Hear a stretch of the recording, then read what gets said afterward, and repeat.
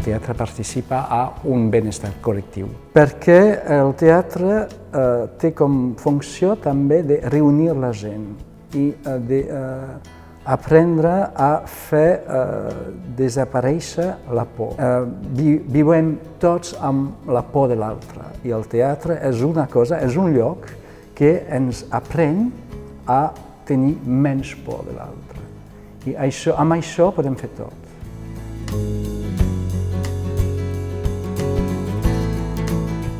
En tinc dos. El primer, que és el més important, és la meva experiència amb gent gran.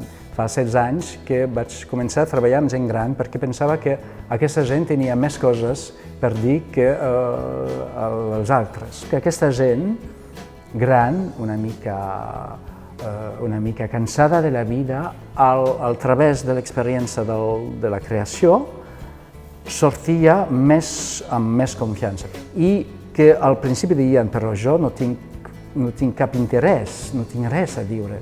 És l'idea de la confiança que torna a viure en aquesta gent que sembla que han perdut tot. I que no, a l'últim moment, encara hi ha una cosa que viuen per la primera vegada, com una història d'amor. I la segona experiència és l'experiència amb els adolescents. Aquí és diferent, tenen un problema de visibilitat. Per mi sembla que són una mica invisibles, fins al moment on, amb la confiança, els expliques que poden dir jo. I el jo dona una postura física i mental per donar-les una plaça en el món.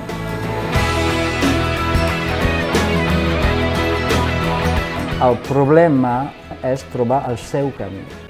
Cadascú troba el seu. Pot ser que aquest estudiant farà la versió 3.250.000 de l'obra de les tres germanes de Txékhov i molt bé, fantàstic.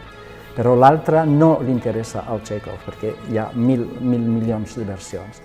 És a ell de trobar el seu camí amb la seva història.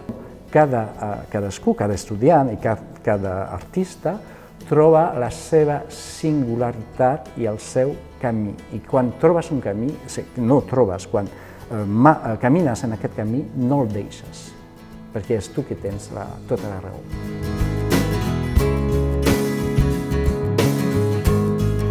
No, és supercomplicat. Em sembla que hi ha 1.000 milions de factors. És una història de cultura, de família, de casualitat, de los amors, de la teva vida i sobretot del teu desig de contar al món. Com vols contar al món en quin vivem? De quina manera? Per mi he trobat la meva, que és de dir mireu aquesta gent i penseu que estem tots els mateixos, amb cadascú la seva singularitat. És la meva manera de contar el món.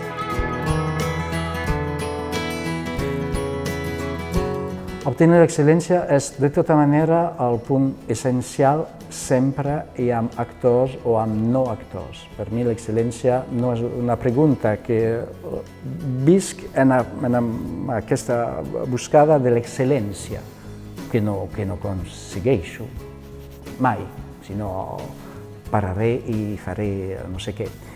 El procés és important perquè és una eina. És una eina personal que faig servir per arribar a aquesta excel·lència, però aquesta eina és personal, evidentment. Per mi els dos són importants. L'excel·lència és encara més important perquè amb gent que no són actors, l'excel·lència és encara més presenta que amb gent que són actors, que són professionals.